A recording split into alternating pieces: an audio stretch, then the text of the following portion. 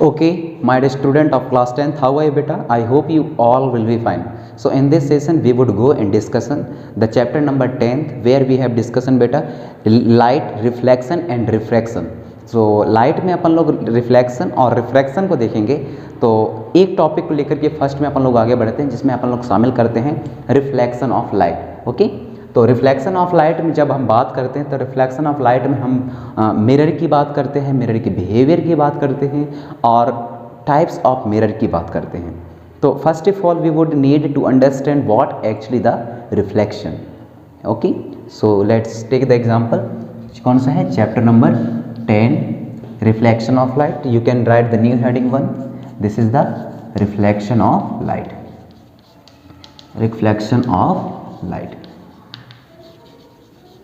Okay, तो reflection of light का समझने के लिए आपको इसके बिहेवियर को समझना बहुत ज़रूरी है।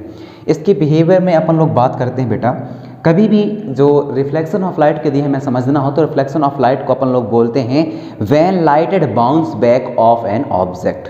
क्या बोला जाता है? किसी भी ऑब्जेक्ट पर पड़ने के बाद जो लाइट है वह बाउंस बैक हो जाती है, तो इसकी प्रोसेस या रिफ्लेक्शन कहलाता है। तो रिफ्लेक्शन पे अपन लोग नॉर्मली यदि इसको अच्छे से समझना हो तो मैं एक डायग्राम बनाता हूँ। This is the shiny surface, this is the shiny surface. यहाँ लिख देंगे आप शाइनी सरफेस।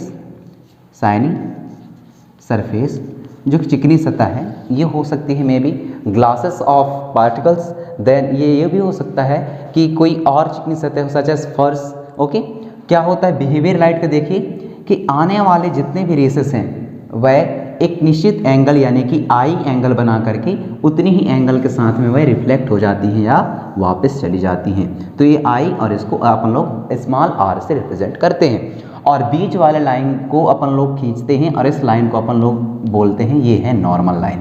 क्या है? Normal line. मैंने क्या बोला? सन रेसेस यहाँ से आई, सन रेसेस यहाँ से आई, कोई शाइनी सरफेस से ये हिट की और हिट करने के बाद जब उतनी ही एंगल बनाते हुए यहाँ से ये चली गई। ओके, तो ये चली गई, तो ये कहलाती हैं इंसिडेंट ऑफ रेसेस। इसको आप लोग बोलोगे incidence of rays, incidence of rays. ये क्या है बेटा? Reflection, reflected rays, reflected rays. और बीच वाला मिडिल वाला पार्ट है इसको बोला जाता है नॉर्मल लाइन। क्या बोलते हैं? Normal line. ये तीनों के मतलब एक ही पॉइंट पर डिपेंड है, एक ही पॉइंट पर ये एडजस्ट करते हैं, रहते हैं। तो अपन लोग क्या बोल रहा हूँ मैं कि व्हाट एक्चुअली द रिफ्लेक्शन। तो ये थोड़ा सा यदि आप डायग्राम समझ लें रिफ्लेक्शन ऑफ लाइट का, यदि आपसे पूछा जाता है please draw the diagram of reflection of light, तो आप इसको फिगर नंबर करके रिफ्लेक्शन ऑफ लाइट का डायग्राम इसको बना सकते हैं।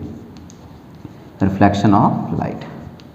चलिए, इसी रिफ्लेक्शन ऑफ लाइट से अपन लोग समझने की कोशिश करेंगे कि इसका डेफिनेशन क्या होगा और इसके लॉ कौन कौन से होंगे। ठीक है, तो डेफिनेशन बनाने के लिए हम बात करेंगे when incident rays it's come and it's reflection rays come back. क्या बोल रहे हैं? कोई भी लाइट के जो रिफ्लेक्स आने वाले रेसेस हैं वह उसका रिफ्लेक्शन हो किसी शाइनी सरफेस से टकराने के बाद। तो यदि हम इसको एग्जाम्पल लिखना चाहें तो हम लिखेंगे reflection is a process when, क्या लिखेंगे? यहाँ आप लिख सकते हैं, यहाँ से मैं लिख देता हूँ इसको, reflection is a process, reflection is a process, process when, reflection is a process when light bounce off and when light bounce, when light bounce off an object, this is called what बेटा? Reflection. अब अपन लोगों के सामने में behaviour क्या होनी चाहिए? Behaviour, एक बिहेवियर यहाँ बनता है बेटा जो इंसिडेंट रेस है और किसके बीच में? इंसिडेंट रेस और नॉर्मल लाइन के बीच के, इसके बीच में, और इंसिडेंट रेस और नॉर्मल लाइन के बीच में जो एंगल बनता है वही इक्वल एंगल होता है रिफ्लेक्शन ऑफ रेसेस के और नॉर्मल लाइन के बीच में बनने वाले एंगल के, यानी कि आई एंगल इक्वल होता है किसके? आर के। तो अपन लोग क्या लिख सकते हैं? I is equal to R, I is equal to R. इसमें क्या है? आई जो रिप्रेजेंट करता है इंसिडेंट रेस को और आर जो रिप्रेजेंट करता है रिफ्लेक्शन रेसेस को। Means incident rays it is the equal angle making the equal angle to the reflection of same to the reflection angle of the rays. Okay, तीसरा क्या है, incident rays, normal line and reflection ray these are present on the same point of O.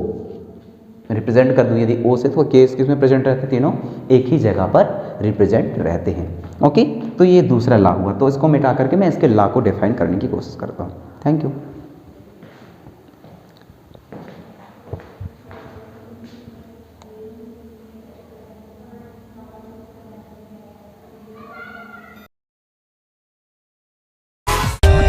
For more updates, subscribe to our channel, click the show links and enjoy watching the videos.